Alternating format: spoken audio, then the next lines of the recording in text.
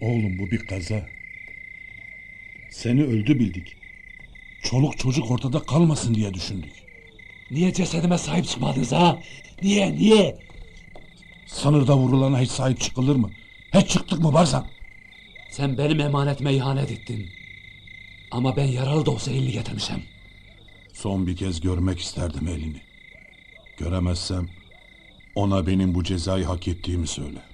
Evet emmi, buraya kadar.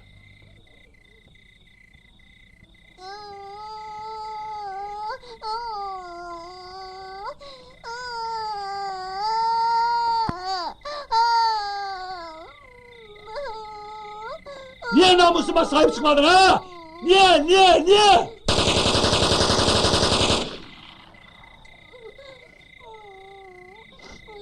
Dur! Helin nerededir? Yaralı dediydin. Yaralı mezradadır.